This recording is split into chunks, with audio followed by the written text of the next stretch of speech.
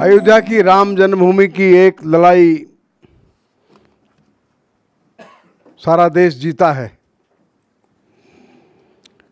लेकिन आश्चर्य की बात यह है कि जानते हुए भी कि ये मंदिर तोड़े गए थे, या जानते हुए कि ये मंदिर हिंदू समाज के श्रद्धा के केंद्र हैं, उसके बावजूद लड़ाई इतनी लंबी चली। होना तो ये चाहिए था कि स्वतंत्रता मिलते ही हिंदू समाज से पूछा जाता कि 1000 वर्ष की लंबी लड़ाई के बाद अब देश स्वतंत्र हो रहा है। कौन कौन से ऐसे स्थान हैं जो 1000 वर्षों में खंडित हो गए, अपमानित हो गए, तिरस्कृत हो गए? उन स्थानों की पुनर्प्रतिष्ठा होनी चाहिए। वो नहीं हुआ। इसी दिल्ली में 1960 में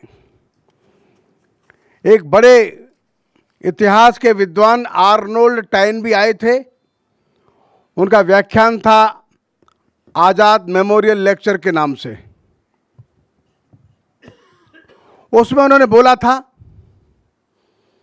कि 1914 और 15 में प्रथम विश्व युद्ध जब चल रहा था, तब पोलैंड के ऊपर रूस की सेनाओं का कब्जा हो गया और रूस के लोगों ने वारसा नाम का जो शहर है उसमें प्रमुख स्थान पर एक ईस्टर्न ऑर्थोडॉक्स क्रिश्चियन कैथेड्रल, ऐसा बड़ा चर्च बना दिया। उनका जो पुराना रोमन कैथोलिक क्रिश्चियन चर्च था उसको गिरा दिया। बाद में कालांतर में रूस हट गया, पोलैंड स्वतंत्र हो गया। पोलैंड के लोगों ने उस चर्च को तुरंत गिरा दिया, अपना चर्च स्थापित किया। आर्नोल्ड टाइनबी आगे कहते हैं, औरंगजेब ने जो मस्जिदें बनवाई थीं, उन मस्जिदों का एक पर्पस था, उद्देश्य था। औरंगजेब स्वयं में बहुत दुष्ट आदमी था। अगर मैं उन्हीं की भाषा पढ़ूं तो वो कहते हैं, Aurangzeb a poor rash misguided bad man spent a lifetime of hard labor in raising massive monuments to his own discredit। अपने ही अपमान के लिए वो नए नए भवन खड़े करते जाता था। लेकिन आर्नोल्ड टाइनबी कहते हैं, मुझको आश्चर्य होता है कि भारत के लोग बड़ी शांति के साथ इन मॉन्यूमेंट्स को, जो मंदिरों को तोड़कर बनाए गए थे, क्यों देखते रहते हैं। यह आर्नोल्ड टाइनबी जो विदेशी इतिहासकार है उसका कहना है। हिंदू समाज उदार है, हिंदू समाज आध्यात्मिक है, हिंदू समाज विनम्र है, हिंदू समाज किसी भी प्रकार के झगड़े से स्वयं को दूर रखने की कोशिश करता है। अयोध्या का नाम ही है जहां युद्ध न हो।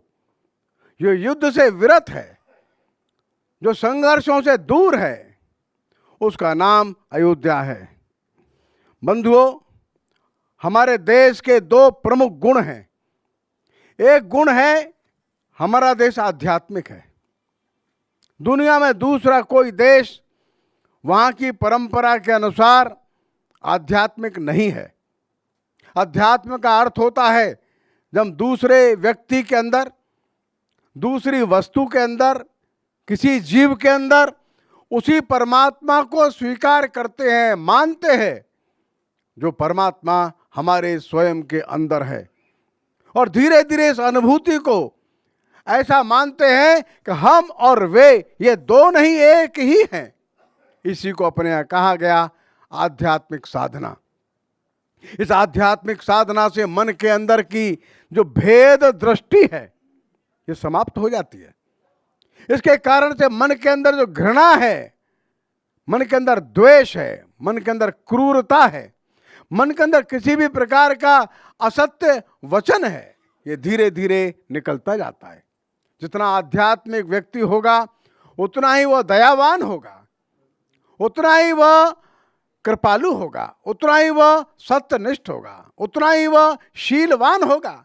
आध्यात्मिक भाव धीरे धीरे सब सद्गुणों की सृष्टि करते हैं। अयोध्या ऐसे आध्यात्मिक भाव की बड़ी प्रसिद्ध पुरातन नगरी है। कई बार लोगों को यह भ्रम हो जाता है ये केवल राम का जन्म स्थान है, ऐसा नहीं है। अयोध्या भारत के उस समय के चलने वाले सभी मत संप्रदायों का एक समन्वय का केंद्र था। भगवान राम के वंशजों की तो यह भूमि है ही, उनके पूर्वजों की भूमि है, लेकिन उसके साथ ही साथ ये अपने को ध्यान में रखना होगा, जैन धर्म के 5 प्रमुख जो तीर्थंकर हो गए, उनका जन्म स्थान, उनकी जन्मस्थली अयोध्या है। स्वयं जो ऋषभदेव जी हैं, जिनको हम आदिनाथ बोलते हैं, उनका जन्म स्थान वही है। और जो सूर्य वंश है, जो राम का वंश है, वही ऋषभदेव जी का वंश है। अयोध्या में आज भी इन 5 जैन तीर्थंकरों के चरण चिन्ह वहां है। उन 5 जैन तीर्थंकरों के 5 मंदिर हैं। क्रमांक 1 ऋषभदेव जी का मंदिर, क्रमांक 2 अजीतनाथ जी का मंदिर, क्रमांक 3 अभिनंदन नाथ जी का मंदिर, क्रमांक 4 सुमंतनाथ जी का मंदिर, क्रमांक 6 अनंतनाथ जी का मंदिर। ये 5 तीर्थंकरों का जन्म स्थान, उनके चरण चिन्ह वहां पर है। स्वयं महावीर स्वामी जी ने, जो स्वयं सूर्यवंशी थे, अयोध्या के राजा को जैन धर्म की दीक्षा दी थी। हमको यह भी ध्यान में रखना होगा कि भगवान बुद्ध सर्वाधिक समय चातुर्मास करने के लिए अयोध्या आए। भगवान बुद्ध 16 बार चातुर्मास करने के लिए अयोध्या आए। जो हुएनसांग और फाइयान 2 बड़े चीन के यात्री हो गए, दोनों लोग अयोध्या गए थे और लंबा समय वे अयोध्या में बिताए। उन्होंने वहां पर 200 फीट ऊंचा स्तूप देखा। उन्होंने वहां पर अशोक का समय का लगा हुआ एक स्तंभ देखा। वहां पर भगवान बुद्ध रहते रहते, ऐसा बताते हैं, एक समय दातुन करते करते उन्होंने एक दातुन जो बची थी वो जमीन में गाड़ दी। वहां जो वृक्ष पैदा हुआ, उस वृक्ष का उल्लेख फाइयान और हुएनसांग, इन दोनों यात्रियों ने किया है, जबकि दोनों की यात्रा में एक 300 वर्षों का अंतर है। आप सबको शायद ये मालूम होगा, जो पहला राजा जो बौद्ध मत में दीक्षित हुआ, भगवान बुद्ध ने उसको दीक्षा दी, उसका नाम था प्रसेनजित। ये प्रसेनजित कौशल का ही राजा था, ये पहला राजा है। बाद में अनेक राजाओं ने बौद्ध मत की दीक्षा ली, लेकिन बाद में राजा अन्य अन्य स्थान के आए।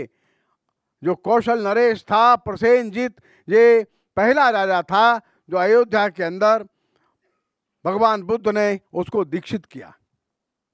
हमको यह भी ध्यान में होगा, गुरु नानक देव यात्रा करते करते अयोध्या गए। वहां अनेक दिनों तक उन्होंने अयोध्या में वास किया।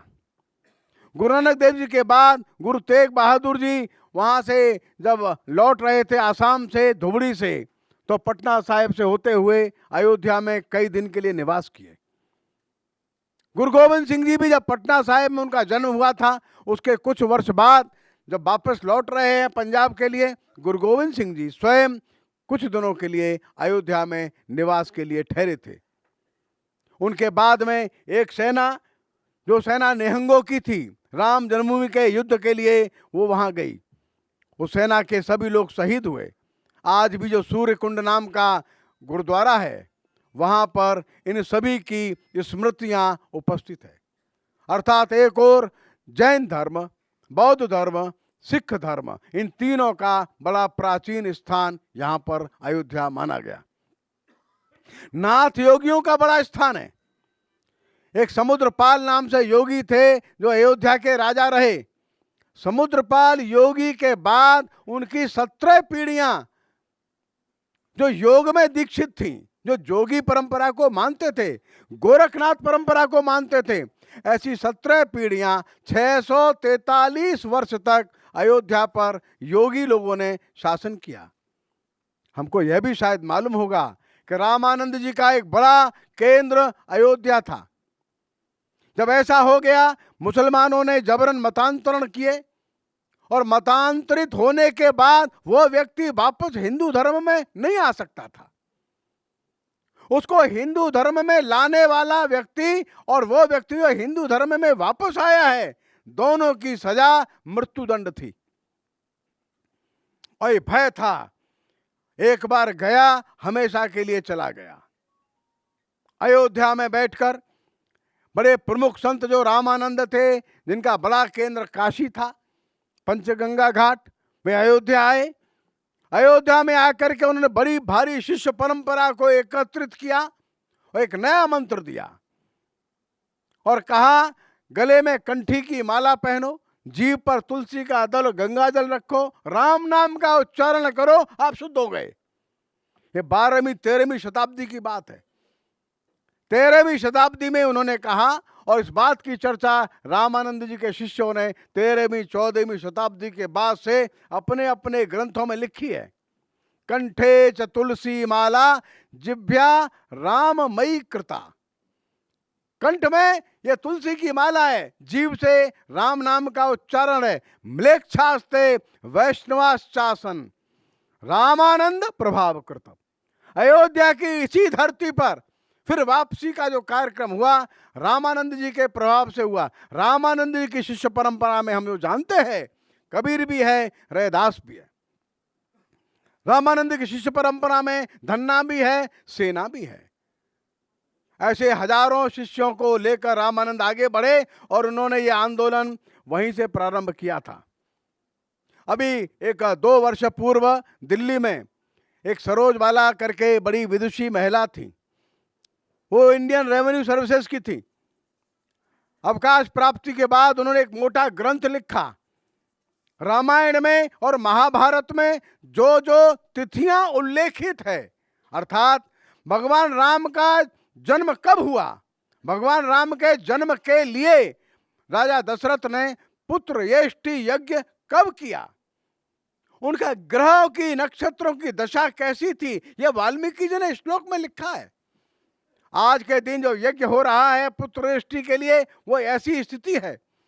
सरोजबाला जी ने कंप्यूटर के साथ एक ऐसा सॉफ्टवेयर निर्माण किया, उन ग्रहों की स्थिति के अनुसार से काल का आकलन किया और सही तिथि उन्होंने बताया। ईसा से इतने हजार वर्ष पूर्व राजा दशरथ ने अयोध्या में इस स्थान पर पुत्र येष्टि यज्ञ किया था, पुत्र प्राप्ति की कामना से। भगवान राम का, लक्ष्मण का, भरत का, शत्रुघ्न का जन्म कब हुआ, यह भी उन्होंने लिखा। जो लिखा श्लोक में, रामायण में, वाल्मीकि रामायण में, उसके अनुसार उन्होंने सॉफ्टवेयर बनाए। एक बड़ी अच्छी मोटी पुस्तक, ग्रंथ उन्होंने प्रकाशित किया। 1901 और 2 में वहाँ एक डीएम आए, उनका नाम था एडवर्ड। उस एडवर्ड जिलाधीश ने पूरे अयोध्या क्षेत्र का व्यापक अध्ययन करके 148 स्थानों की सूची बनाई। उसने लिखा 148 स्थान ऐसे हैं जो कहीं न कहीं किसी न किसी धार्मिक, आध्यात्मिक, प्राचीन परंपरा से जुड़े हैं। और पहली बड़ी शिला पत्थर की उन्होंने लगाया, ये राम जन्म स्थान है, क्रमांक 1। ये राम के लिए पुत्र येष्टि यज्ञ किया है दशरथ ने, यह स्थान। यहां राम ने जल समाधि ली है, यह स्थान। यहां दशरथ का अंतिम संस्कार हुआ, यह स्थान। यह नाथ योगियों का स्थान है, यह जैन मुनियों का, जैन तीर्थंकरों के स्थान है। ऐसे 148 स्थानों के बारे में उस एडवर्ड ने यह लिखा और एडवर्ड ने एक कमेटी बनाई, उसका नाम था एडवर्ड तीर्थ विवेचनी सभा। इसका अर्थ यह निकलता है कि आज से हजारों साल पहले से लेकर इस्लाम के आगमन तक अयोध्या एक ऐसा तीर्थ था जहां जैन भी थे, बौद्ध भी थे, सिख भी थे, जहां योगी भी थे, सनातनी परंपरा के वैदिक लोग भी थे, जो भी परंपरा होती होगी वे सब परंपराओं के लोग अयोध्या में निवास करते थे। भगवान राम जिस शिव मंदिर में पूजा करते थे वो स्थान भी है। भगवान राम की जो देवी थी वो स्थान भी है। शैव मत के लोग भी थे, बैरागी वैष्णव भी थे, शाक्त मत के मानने वाले लोग भी थे, और जो मूर्ति पूजा नहीं करते ऐसे बौद्ध और जैन ऐसे लोग भी थे। इसका भाव यह है, अयोध्या हिंदू समाज के ऐसे सभी लोगों का एक बड़ा केंद्र था, सब मिलकर रहते थे। भारत की परंपरा असहिष्णुता की नहीं है। एक दूसरे के साथ हम गला काट लड़ाई लड़ते हैं, एक दूसरे को समाप्त करने की कोशिश करते हैं, ऐसा भारत की परंपरा में नहीं है। कैसी अयोध्या बनेगी यह हमारे सामने एक बड़ा प्रश्न है। एक बड़ा भव्य राम का मंदिर बनना ये तो बात सच है, इसमें कोई दो मत और दो राय नहीं है। लेकिन एक मंदिर की प्रतिष्ठापना करने के लिए ये इतना बड़ा संघर्ष नहीं है। हमारी सनातन आध्यात्मिक परंपरा यह बार बार संदेश देती है। वो संदेश यह है कि समाज में जितने भी परंपराएं हैं, समाज में जितने भी विश्वास हैं, जितनी भी आध्यात्मिक धाराएं हैं, इस देश में उत्पन्न जितनी पूजा पद्धतियां हैं, वे सब मिलकर के रह सकती हैं। ऐसे स्थान का नाम है अयोध्या।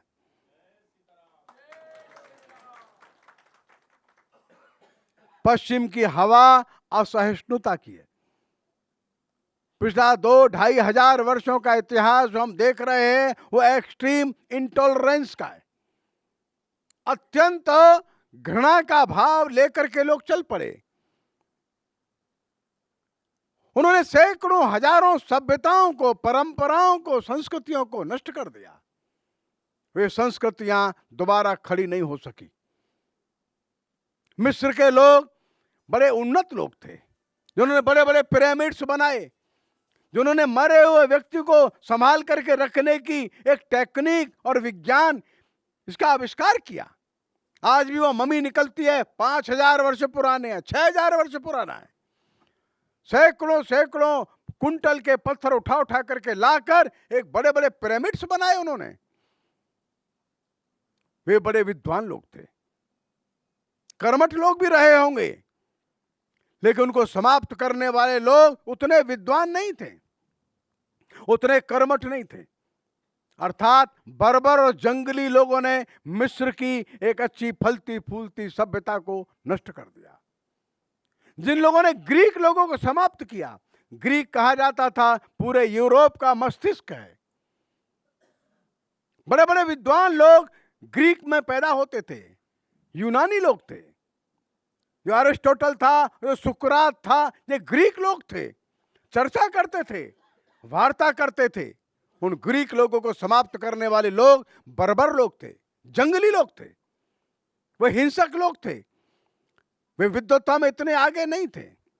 जिन लोगों ने रोम को समाप्त किया या जिन लोगों ने पर्सिया को समाप्त किया, वे लोग जंगली लोग थे, लेकिन क्रूरता में आगे थे। गांव के गांव जला डालते थे, हजारों हजारों लोगों की हत्या एक साथ करते थे। हिंसा और बर्बरता सभ्यता के ऊपर हावी हो गई। बड़ी बड़ी विकसित सभ्यताओं का नाश हो गया, वे दोबारा खड़े नहीं हो सके।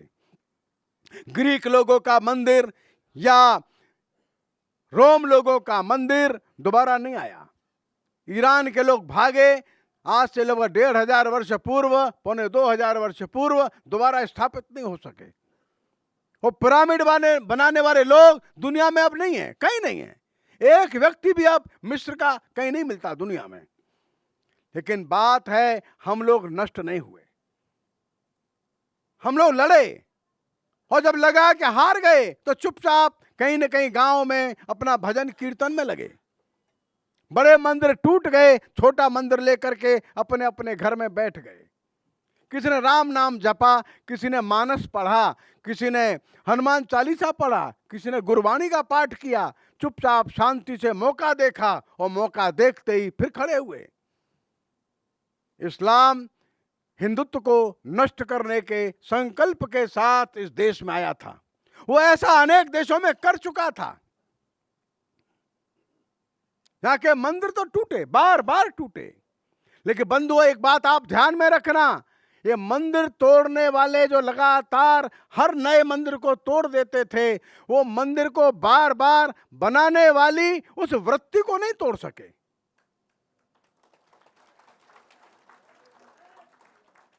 उस हिंदू समाज के मंदिर को बनाने के पुनर्संकल्प को वो खंडित नहीं कर सके। हिंदू ने प्रतीक्षा करी 500 साल बाद ही क्यों ना हो, फिर मंदिर वहीं बनाएंगे, और मंदिर बनाने के लिए फिर खड़ा हो जाता था। पीढ़ी दर पीढ़ी उस संकल्प को संजो करके रखा, जिस समाज ने, उस समाज का नाम है हिंदू समाज, जिसने हार नहीं मानी। ग्रीक हार मान गया, यूनानी और मेसोपोटामिया के लोग हार मान गए, एथेंस और स्पार्टा के लोग समाप्त हो गए। भारत का समाज यह हार मानने के लिए खड़ा नहीं हुआ था, यह हार मानने के लिए पैदा भी नहीं हुआ था। अयोध्या का जो संकल्प है, यह सामान्य संकल्प नहीं है, यह पुनर्जीवन का संकल्प है। ध्यान में रखना, हमारे देश की जो विशेष बात है वो आध्यात्मिकता, उस आध्यात्मिकता के पुनर्जागरण का संकल्प है। विश्व की चलने वाली आंधियां इस आध्यात्मिकता को, इस भाव को समाप्त करने का प्रयत्न करेंगी, लेकिन हमारी आध्यात्मिक भावना जो है, ये सारे देश को जोड़ करके रखती है। राम मनोहर लोहिया जी बहुत बड़े नेता थे और बड़े विद्वान थे, बड़े प्रामाणिक व्यक्ति थे। वो सच को सच कहने की हिम्मत रखते थे, उसका परिणाम कुछ भी क्यों न निकले। वे कहते थे मैं भगवान को नहीं मानता, मैं मंदिर में मूर्ति की पूजा करने के लिए भी नहीं जाता, लेकिन वे अपनी एक पुस्तक में क्या लिखते हैं, धरती माता भारत माता, उस पुस्तक में भी लिखते हैं, भारत के किसी भी बड़े मंदिर में जाकर एक कोने पर आप खड़े हो जाइए, 1 घंटे के अंदर सारा भारत आपकी आंखों के सामने से निकल जाएगा।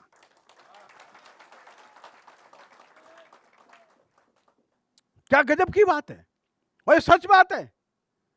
पिछले 10 मई को बद्रीनाथ का कपाट खुला, और योगायोग से मैं बद्रीनाथ पहली बार 10 मई को वहां मौजूद था। हमारे साथी बहुत लोग गए थे, एक अस्पताल शुरू करेंगे, उन्होंने वह अस्पताल शुरू किया 10 मई से। 1-1.5 घंटे के समय हम लोग मंदिर प्रांगण में अंदर थे, 10 मई का दिन था। आप आश्चर्य करेंगे, केरल, कर्नाटक, तमिलनाडु, आंध्र, उड़ीसा, बंगाल, असम, मणिपुर, राजस्थान, मध्य प्रदेश, गुजरात, महाराष्ट्र, उत्तर प्रदेश, कोई प्रांत ऐसा नहीं था जहां का व्यक्ति बद्रीनाथ के कपाट खुलने की प्रतीक्षा न कर रहा हो। ये कौन सी बात है जो हमको जोड़ करके रखती है? कौन सी बात है कि तमिलनाडु, आंध्र, केरल, कर्नाटक के लोग बद्रीनाथ केदारनाथ जाते हैं? कौन बात ऐसी है जो अयोध्या में मंदिर बनाने के लिए लालसा लेकर, इच्छा रखकर, चाहे जेल जाएंगे चाहे गोली खाएंगे, वो अयोध्या की ओर चल पड़ते हैं? उनको मालूम नहीं था अयोध्या कहाँ है। तमिलनाडु के लोगों को सच में नहीं मालूम था अयोध्या कहाँ है। हाँ, अयोध्या एक नगरी है, राम का जन्म स्थान है, राजस्थान में है या मध्य प्रदेश में या उत्तर प्रदेश में, नहीं जानते थे, लेकिन चल पड़े। अयोध्या ये हृदय में थी। और ये लोहिया जी जो कहते हैं कोई सा भी बड़ा मंदिर है, सारा भारत इकट्ठा होता है, ये भारत की एकात्मता का मूल मंत्र है। ये दिन 2 दिन में नहीं हो सकता है। किसी भी देश का संविधान, किसी भी देश की सेना, किसी भी देश की इकोनॉमी, किसी भी देश की सड़कें या रेल की व्यवस्था ऐसी आध्यात्मिक, सांस्कृतिक, वैचारिक मनोभाव वाली एकता को ला नहीं सकती, पक्का मान लीजिए आप। हमसे ज्यादा मजबूत सेना रखने वाला यूएसएसआर बिखर गया, मजबूत संविधान रखने वाला चेकोस्लोवाकिया, यूगोस्लाविया टूट गया, खंड खंड हो गया। अभी हमारे आंखों के सामने बना पाकिस्तान टूट गया 25 साल के अंदर। भारत का एक जिला भी दूर जाने की कोशिश नहीं करता है। क्यों? उसका लगाव है इस धरती के अंदर, इस धरती को भक्ति भाव से वो देखता है। ये भक्ति का भाव भारत में ही है, दुनिया में कहीं नहीं है। अमेरिका हो चाहे यूके हो, चाहे वो जर्मनी हो, चाहे फ्रांस हो, चाहे यूएसएसआर हो, अपने देश के प्रति भक्ति का भाव वे पैदा नहीं कर सके। उनकी किसी नदी के किनारे स्नान का घाट नहीं बन पाया, उनके यहाँ का कोई भी पर्वत का शिखर मंदिर नहीं बना पाया। हमारा कोई भी पर्वत का शिखर एक मंदिर लेकर के बैठा है। हर नदी का किनारा कोई पवित्रता का भाव लेकर बैठा है। सैकड़ों पुरियां ऐसी हैं जहां आदमी घूम घूम करके मत्था टेकता है। कोई केदारनाथ जय केदार बोलता है, जय बद्री विशाल बोलता है। ये दुर्लभ बात है, ये दुर्लभ बात है। हमारे पूर्वजों ने हजारों वर्षों से इस बात को संभाल कर संजो कर रखा है। आप कुंभ के मेले में जाते हैं, करोड़ों लोग गंगा के उस जल में स्नान करने के लिए आते हैं। वे गरीब हैं, वे अमीर भी हैं। हजारों करोड़ का मालिक भी आता है, उसके बगल में उसकी फैक्ट्री में काम करने वाला मजदूर भी खड़ा होता है। एक विश्वविद्यालय का वाइस चांसलर होता है, उस विद्यालय का कर्मचारी भी खड़ा होता है। एक निरक्षर भी होता है, एक बड़ा भारी पंडित भी खड़ा होता है, विद्वान भी खड़ा होता है, बड़ा राजनीतिक नेता भी खड़ा होता है। वो केंद्रीय मंत्री होंगे, वो मुख्यमंत्री होंगे, वे राज्यपाल होंगे। उनके आगे काम करने वाले छोटे कर्मचारी भी खड़े होते हैं। गंगा भेद नहीं मानती, न वर्ण का, न जाति का, न भाषा का, न प्रांत का, न उत्तर का, न दक्षिण का, न भोजन का, न वस्त्र का, सबको एक मिला करके कर देती है। उसका नाम गंगा है, उसका नाम भक्ति है। अयोध्या इस देश की ऐसी ही एकात्म भावना को बनाए रखने का केंद्र है। एक मंदिर खड़ा करना हमको मंदिरों की कमी थी, ये नहीं है। अयोध्या है जो सैकड़ों हजारों संप्रदायों को साथ लेकर के चल सकती है, उसका नाम अयोध्या है। आप हनुमानगढ़ी पर जाइए, जो दक्षिणी वाला जो दरवाजा है, गेट है, उस पर प्रवेश करिए, आपको बाएं हाथ की ओर कबीर साहब की मूर्ति मिलेगी। कबीर साहब कौन है? कबीर साहब तो हनुमान जी की स्तुति नहीं करते। कबीर साहब मूर्ति पूजा का खंडन करते हैं।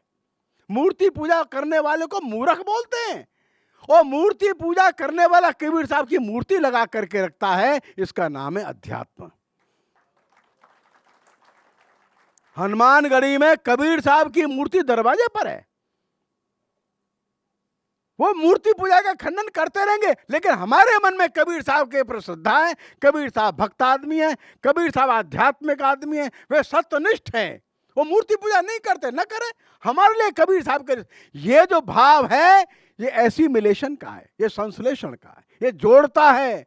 अयोध्या जोड़ने का काम करती है, जैसे हमारा कुंभ करता है प्रयाग, जैसे हमारे काशी के घाट करते हैं सबको जोड़ने का काम, जैसे केदार और बद्री जगन्नाथ जी करते हैं, जो काम रामेश्वरम करता है, उससे बढ़कर यह काम अयोध्या करती है। एक और पक्ष है, जब वाल्मीकि जी ने एक बड़ा ग्रंथ लिखने का निर्णय किया और अपने उस समय के जो जो महापुरुष मिले उनके साथ उन्होंने चर्चा की, वो चर्चा उन्होंने नारद जी से भी करी, किसका चरित्र लिखूं? सबने कहा राम जी का लिखो। राम जी का चरित्र लिखा। राम जी का चरित्र क्यों लिखा? राम धर्म के रक्षक है, राम धर्म प्राण है, राम धर्म के व्याख्याता है, राम धर्म के ज्ञाता है, राम आदर्श पुरुष है, राम आदर्श राजा है, राम आदर्श भाई है, राम आदर्श पति है। राम क्या नहीं है? राम सब कुछ है। और हर व्यक्ति को अपना अपना आदर्श ढूंढना है तो राम में मिल जाता है। राम कैसा सुंदर पुत्र है। एक रात को कहा बेटा तुम्हारा राज्याभिषेक, राम प्रसन्न नहीं होते। अगले दिन सुबह कहा तुम्हारा वनवास, राम दुखी नहीं होते। जो राज्य मिलने पर हर्षित न हो, राज्य के बजाय तो राज्य मिलने पर ऐसा आनंदित ना हो जाए और राज्य के वनवास मिलने पर दुखी ना हो जाए, उस चरित्र का नाम है राम। दुनिया में कहां मिलेगा? कहीं मिलेगा ऐसा चरित्र? चित्रकूट में बैठे हैं तो भरत भी कहते हैं कि राज्य हम नहीं लेंगे, राम कहते हम तो छोड़ दिए, और भरत कहते हम नहीं लेंगे, राम कहते हम तो छोड़ दिए। ऐसा संवाद दुनिया में कहीं मिलेगा?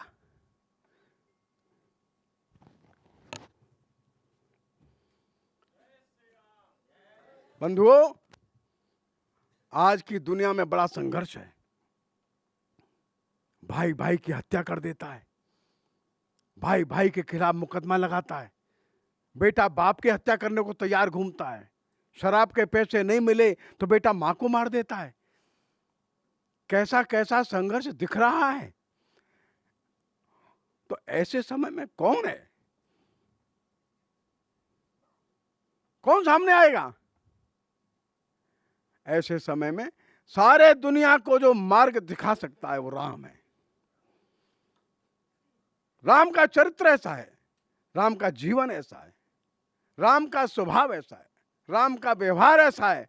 और इसलिए अयोध्या माने तो राम के परंपरा को लेकर, राम के विचार को लेकर, राम के उस स्वभाव को लेकर, उस धर्म धुरीण के आचरण को लेकर हम खड़े हो जाएं तो दुनिया में हमारा रास्ता देखने के लिए सारी दुनिया प्रतीक्षा कर रही है। सारी दुनिया को आवश्यकता है, सारे विश्व को आवश्यकता है। सारा विश्व कंफ्यूज्ड है, सारा विश्व जो है वो भ्रमित है, वो भौतिक संपदा में घूम रहा है। राम संपदा को ठोकर मार देता है। राम ही ठोकर नहीं मारते हैं, भरत भी ठोकर मार देते हैं। जहां संपदा को ठोकर मारने में प्रतिस्पर्धा होती है उसका नाम अयोध्या है। संपदा है, राज्य है, बड़ा भारी चक्रवर्ती सम्राट का सम्मान है, लेकिन नहीं चाहिए, चाहिए ही नहीं। और इसलिए लोगों के मन में जो राम बसे हैं वो ऐसे नहीं बस गए। कण कण में राम बसे हैं। लोग दक्षिण के लोग कहते हैं नहीं, दक्षिण के लोग राम के विरोधी हैं। नहीं नहीं, थोड़े बहुत दिन विरोध चलेगा जी, फिर लाइन पे आ जाएंगे, आप चिंता मत करिए। जिस व्यक्ति ने भगवान राम के गले में जूते की माला डाल करके जुलूस निकाला था 1960 में, उनका नाम था रामास्वामी पेरियर। राम ही नाम था। उनकी पार्टी में दूसरे नेता थे, उनका नाम था एमजी रामचंद्रन। उनकी पार्टी की जो महिला मुख्यमंत्री लंबे समय तक रही, उनका नाम था जयराम जयललिता। आंध्र के मुख्यमंत्री, उनका नाम था एनटी रामाराव। राम छोड़ के कहां जाओगे?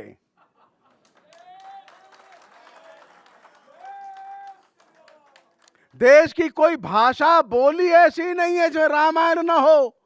मिजोरम में 1% हिंदू है, मुश्किल से 1% भी नहीं है, उसमें भी रामायण है। मिजो कार्बी भाषा में कार्बी रामायण है, बोडो भाषा में बोडो रामायण है, असमिया में रामायण है, बंगला में उड़िया में रामायण है, तमिल तेलुगु कन्नड़ में रामायण है, बंगला में रामायण है, मराठी गुजराती में रामायण है, सिंधी कश्मीर। देश की कोई भाषा नहीं है इसमें रामायण अनेक अनेक प्रकार से न हो। राम इतना गहरा रच गए हैं, बस गए हैं, जीवन में समा गए हैं, उनके बिना हमको कोई भी बात पूर्ण नहीं लगती। और इसीलिए गांव दूर चले जाओ, वो बहुत ज्यादा पढ़ा लिखा नहीं है, लेकिन उठते ही राम नाम करता है, राम नाम करता है। मर जाते तो राम नाम सत्य करता है। राम से जन्म लेता है, राम से यात्रा पूरी कर लेता है। ये देश राममय है, राममय है।